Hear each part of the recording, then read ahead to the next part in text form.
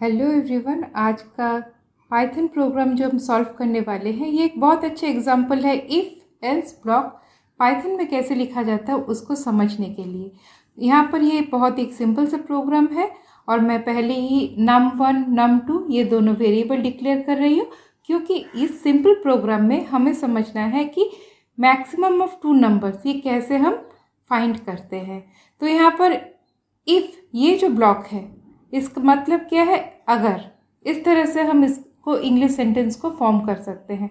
तो जहाँ पर भी हम इफ़ लिखेंगे इफ़ के ठीक बाद आता है कंडीशन और ये ब्लॉक एंड होता है एक कोलोन के साथ। तो कंडीशन पहले हम लिख लेते हैं। तो हमारा यहाँ पे कंडीशन सिंपल है कि अगर num1 वेरिएबल को ही यहाँ पे डालना है इज़ ग्रेटर देन num2 और ये जो लाइन एंड होगा एक कोलोन के साथ। और इफ ब्लॉक जब स्टार्ट होता है उसके नीचे जो भी स्टेटमेंट्स आते हैं वो एक हो या दो हो, एक इंडेंटेशन बोलते हैं। मतलब जो मैंने एक लाइन दिया खींचा है यहाँ पर प्रिंट स्टेटमेंट के सामने, ये एक टैब हो सकता है या फिर 4 स्पेस हो सकते हैं। तो ये ऑटोमेटिक आ जाता है, मगर नहीं तो हमें ये ख्याल रखना पड़ता है। तो चलिए अब सिंपल इफ ब्लॉक को हम देखते हैं कैसे काम कर रहा है। तो num1 में मैंने ले लिया 10 और num2 में ले लिया 5 और मैंने यहाँ पे वेरिएबल num1 num2 इस तरह से लिखा है क्योंकि ये एक नंबर को रिप्रेजेंट कर रहा है। सिंपल, यहाँ पे कोई हार्ड एंड फास्ट रूल नहीं है, हम इसको n भी बोल सकते थे। तो यहाँ पर देखिए 10 इज़ ग्रेटर देन 5। तो ये पूछा इफ़ 10 इज़ ग्रेटर देन 5 तो ट्रू इसने बताया। तो सिंपल यहाँ पे प्रिंट कर दिया num1। मतलब हम और दूसरी तरह से लिख सकते थे num1 is the maximum number, या फिर हम देखेंगे नेक्स्ट जब कोडिंग करेंगे। अब अगर num1 5 हुआ और num2 10 हुआ तो ठीक उल्टा। तो यहाँ पे हम कैसे लिखेंगे, अगर 5 10 से मैक्सिमम है तो यहाँ पर नेचुरली फॉल्स आएगा क्योंकि 5 10 से बड़ा नहीं है। तब हम क्या करेंगे, हमको नेक्स्ट ब्लॉक में जाना पड़ेगा, वो ब्लॉक है एल्स। एल्स ब्लॉक में हम कभी कंडीशन नहीं डालेंगे। तो अभी यहाँ पे सिंपल ये ब्लॉक है तो एक इंडेंटेशन के साथ वो प्रिंट कर देगा कि अगर num1 मैक्सिमम नहीं हुआ तो कौन मैक्सिमम हुआ, num2। तो यहाँ पे num2 को वो प्रिंट कर देगा। ये सिंपल इफ़ एल्स ब्लॉक है। मगर यहाँ पे और एक तीसरा तरह से भी हम इन नंबर को जज कर सकते हैं। तो वो क्या है, वो ये हो सकता है कि num1 num2 ये दोनों अलग अलग नंबर नहीं हो के अगर सेम नंबर हुए तो तब क्या होगा। जैसे अगर कोई दोनों में ही सेम नंबर डाल रहा है, जैसे हम यहाँ पे डालते हैं कि num1 भी 5 num2 भी 5। अभी वो देखेगा if num1 is greater than num2 तो नेचुरली num1 num2 से ग्रेटर नहीं है, तो दोनों सेम नंबर है और दोनों में अगर ग्रेटर बोलेंगे तो वही नंबर वो दिखाएगा जो कि सही नहीं है क्योंकि हमें मालूम है कि दोनों ही इक्वल है। तब यहाँ पे और एक ब्लॉक होता है, उसे बोलते हैं एल्स इफ़। एल्स इफ़ जहाँ पे हम लिख रहे हैं वहाँ पे इफ़ आ रहा है, मतलब यहाँ पे भी एक कंडीशन होना है। तो यहाँ पर फिर से मैं लिख रही हूँ, ऊपर वाला था इफ़ के पास num1 is greater than num2, next हम लिखेंगे num2 is greater than num1 और लास्ट में अगर दोनों में कोई भी ग्रेटर नहीं हुआ तो हम प्रिंट आराम से कर सकते हैं। लास्ट वाला ब्लॉक हर वक्त एल्स ब्लॉक से ही ख़त्म होगा। अगर इफ़ के बाद लास्ट कुछ भी आएगा वो एल्स ब्लॉक ही होगा। और भी कुछ एग्जाम्पल से हम देखेंगे। तो ये वाला पार्ट आपके लिए होपफुली क्लियर है।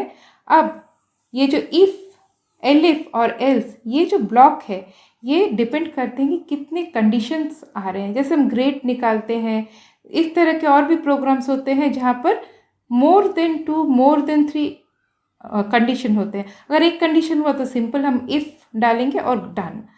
अगर एक से ज़्यादा 2 हुआ तब हमारा क्या होगा, अगर ये नहीं है तो दूसरा वाला है, मतलब इफ़ एल्स सिंपल।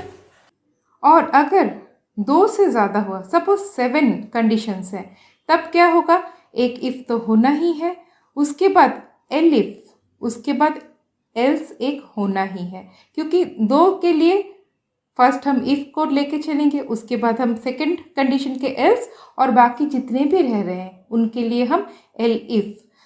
सपोज हमने 12 कंडीशन दिया तो 1 फॉर इफ़, नेक्स्ट और एक कंडीशन आ रहा है तो वो एल्स और बाकी 10 जाएंगे एलिफ के लिए। तो यहाँ पे दो चीज़ें हमें ख्याल रखनी है, इफ़ है तो उसके बाद कंडीशन है, एल्स है तो उसके बाद कंडीशन नहीं है, और जितने भी कंडीशंस हो एक इफ़ होना है, उसके बाद अगर कुछ मिल रहा है तो एल्स है, और बाकी जितने भी हैं वो एलिफ के अंदर जाएंगे।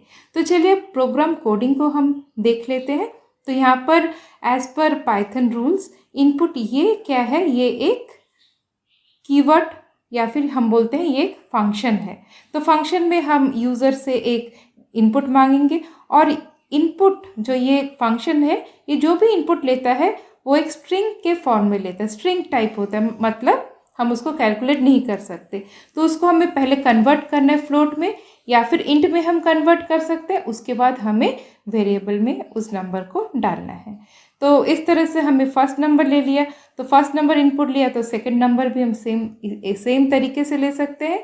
तो यहाँ पर हमारा वेरिएबल है num2, मतलब स्ट्रिंग इनपुट लिया, उसके बाद उसमें फ्लोट में चेंज किया या फिर इंट में चेंज करो, उसके बाद वेरिएबल में रखना है। अब जो हमने जस्ट थोड़ी देर पहले देखा, if num1 is greater than num2, तो ये वाला लाइन प्रिंट करेगा, एल्स नेक्स्ट लाइन में आ जाएगा। तो हमने ये समझ लिया, जस्ट हम इसको प्रोग्राम कोड को रन करा कर देखते हैं। तो फर्स्ट हमने लेना है 10, उसके बाद मैंने डाला 5, तो मैक्सिमम ऑफ 10 एंड 5 इज़ 10। तो यहाँ पर एक बात आप देख सकते हैं कि 10.0 लिखा है, क्योंकि हमने स्ट्रिंग को फ्लोट में कन्वर्ट किया था। इसी को अगर इंट में कन्वर्ट करते तो पॉइंट वाला पार्ट हमें नहीं दिखाई देता। अब सेकंड एक इनपुट ले रहे हैं जो हमने पहले देखा, पहले 5, सेकंड वाला 10। तो देखिए आराम से इसने दे दिया कि दोनों में 10 इज़ ग्रेटर, तो सेकंड वाला प्रिंट को इसने यूज़ किया। अब थर्ड जो हमारा था, जो हमने जहाँ पर दोनों ही सेम नंबर दिए थे 5 एंड 5, तो यहाँ पे क्या दिखा रहा है, मैक्सिमम ऑफ 5 एंड 5 इज़ 5। तो ये अजीब सा लग रहा है कुछ, है ना, क्योंकि यहाँ पे अगर इक्वल बोलते तो ज़्यादा सुविधा होती, ज़्यादा सही लगता। तो यहीं पे हमें एलिफ में कन्वर्ट कर देना है। इफ़ है बोल के हमें एक कंडीशन डालना है। पहले num1 is greater than num2 लिखे थे, तो यहाँ पे num2 is greater than num1, और लास्ट हमारा एल्स स्टेटमेंट। तो आपको इफ़, एलिफ और एल्स, अभी एल्स में हमें सिंपल से लिख देना है कि बोथ आर इक्वल नंबर्स। तो यहाँ पर बोथ आर इक्वल नंबर्स लिखने के बाद इस प्रोग्राम कोड को हम और एक बार रन करा के देखते हैं। तो अभी फिर से हम 5 एंड 5 डालेंगे, और देखिए क्या आंसर दे रहा है कि बोथ आर इक्वल। तो ये ज़्यादा सही लग रहा है। आई होप कि आपको इफ़, एलिफ और एल्स ये जो ब्लॉक है, ये ब्लॉक कैसे काम करता है, कितने कंडीशन होने से क्या होना चाहिए, ये आपको क्लियर है। और अभी कोडिंग भी आपके सामने है। नेक्स्ट ट्यूटोरियल में हम फिर से मिलेंगे, तब तक के लिए बाय बाय।